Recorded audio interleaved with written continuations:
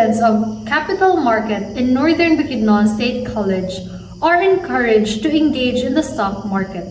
But before indulging into the real market, we are given two platforms in which we can practice investing, eToro and Investagram. But first, let us know what eToro and Investagram is. eToro is a more comprehensive platform for investors of all levels, offering a wider range of assets, social features for following successful investors, and advanced trading tools.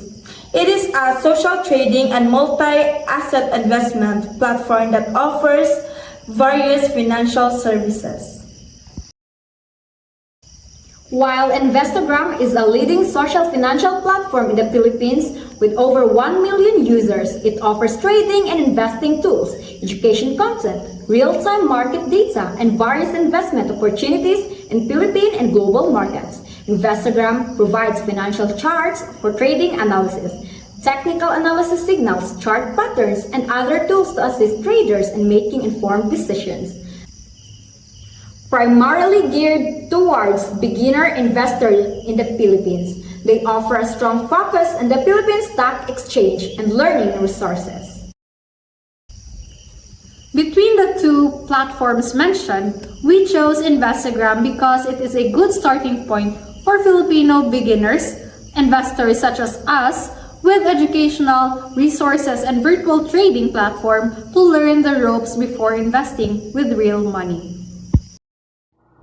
And now, let us see what my fellow students have purchased in the Investagram and why they have purchased it.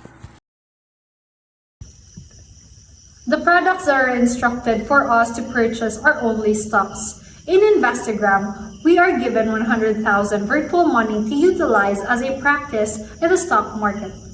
I bought shares from the following companies: ABS-CBN Corporation, Ayala Corporation, Aboitiz Power Corporation, Bank of Commerce, Bank of the Philippine Islands, or BPI, Jollibee Foods Corporation, Manila Electric Company or Meralco, and Shell Pilipinas Corporation. All the companies that I have invested in are somehow familiar to me as they are very popular and known, except the Bank of Commerce and the Aboitiz Power Corporation.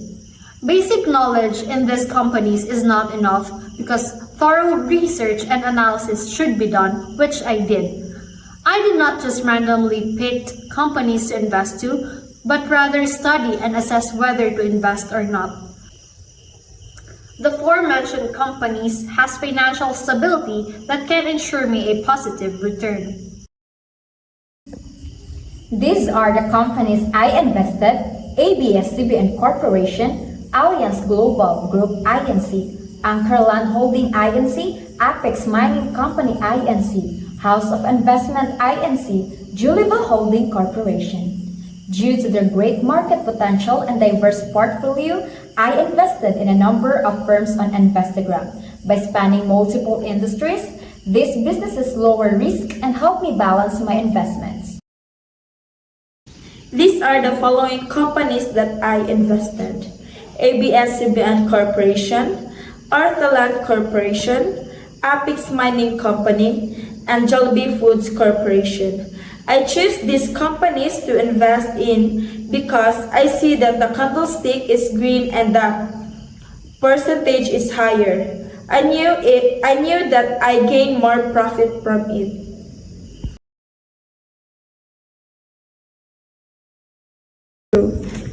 In this platform, Investagram, my experience in using this platform during my trading are the product and services which I choose. It decide me as factors for picking stocks.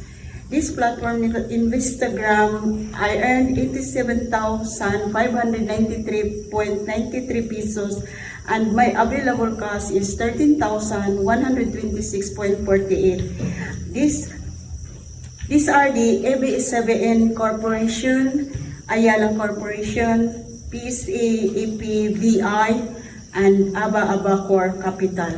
I choose this platform Investagram because it gives me performance and the lesson I've learned. It gives comprehensive in various financial instruments, including stocks and commodities, allowing users to stimulate the trades of successful investors. Now let's move on to everyone's risk appetite.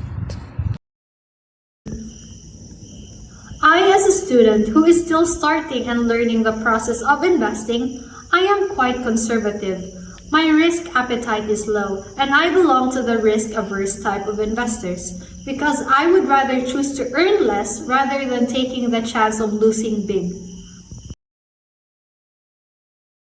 I have a risk-averse appetite. I prefer safer investments and avoid high-risk opportunities.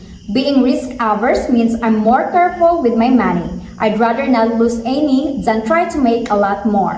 So, I usually pick safer investments like bonds or big stable company stocks.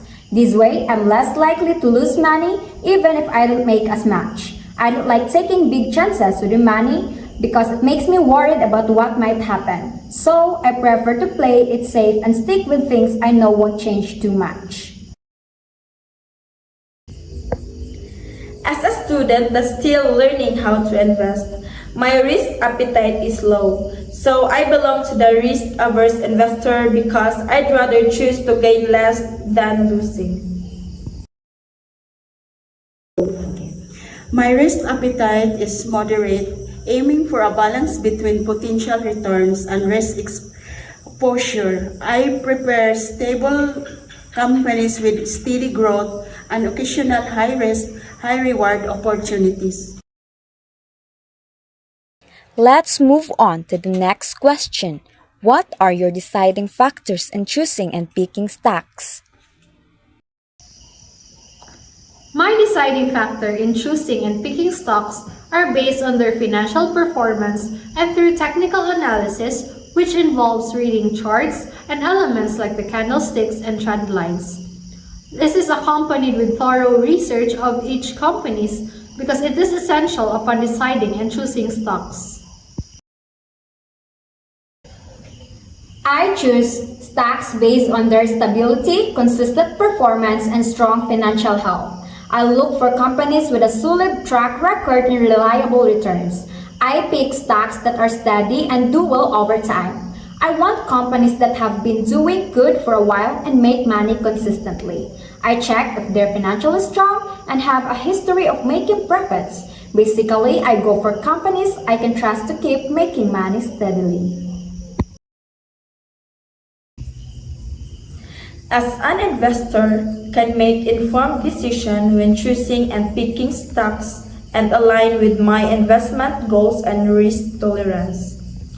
It is essential to stay informed, remain disciplined, and continuously monitor and adjust your investment strategy based on changing market conditions and company performance.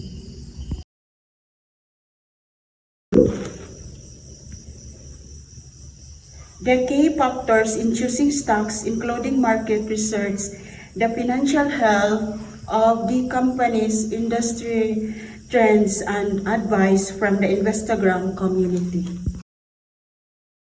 Let's find out what are the strategies and tactics they have done to minimize risk.